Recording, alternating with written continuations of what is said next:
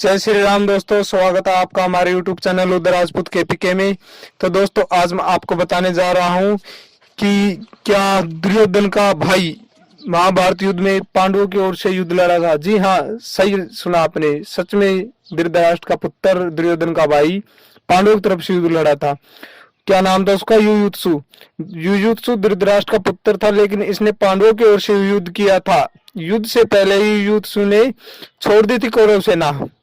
बड़ी सभा में हो रहा था द्रौपदी के चीरहरण, उस समय युयुत्सु ने किया था इसका विरोध। महाभारत का एक पात्र है युयुत्सु, से ये पात्र थोड़ा कम चर्चित है। आमतौर पर धृतराष्ट्र और गांधारी के 100 पुत्रों के बारे में ही बात की जाती है, लेकिन धृतराष्ट्र का एक पुत्र और था, उसकी माता गांधारी नहीं थी। दोस्तों, वह एक दासी का पुत्र था। उसका नाम था युयुत्सु। जब गांधारी गर्भवती थी तब धृतराष्ट्र की देखभाल एक दासी करती थी। उसी दासी से यह युयुत्सु का जन्म हुआ था। धृतराष्ट्र का पुत्र होने की वजह से युयुत्सु भी एक कौरव ही था, लेकिन वह दुर्योधन और दुशासन की तरह अधर्मी नहीं था। वह धर्म का जानकार था। द्रौपदी का हो रहा था चीरहरण, उस समय युयुत्सु ने किया था इसका विरोध।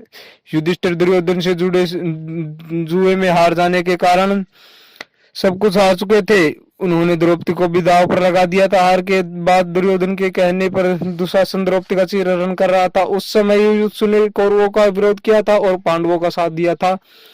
युद्ध के समय पांडव पक्ष में आने के बाद युधिष्ठिर ने एक विशेष रणनीति की वजह से युयुत्सु को सीधे युद्ध के मैदान में नहीं भेजा, बल्कि उसकी योग्यता देखते हुए योद्धाओं के लिए हथियारों की आपूर्ति की व्यवस्था देखने के लिए नियुक्त किया था। युद्ध की शुरुआत में युयुत्सु ने छोड़ दी थी कौरव सेना। युद्ध शुरू होने से पहले युधिष्ठिर ने रणभूमि के बीच खड़े होकर कौरव सेना के सैनिकों से पूछा, क्या शत्रु सेना का कोई भी वीर पांडवों के पक्ष से युद्ध करना चाहता है?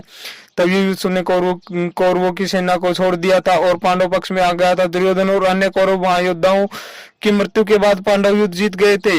युद्ध के बाद सिर्फ युयुत्सु एकमात्र कौरव जीवित था।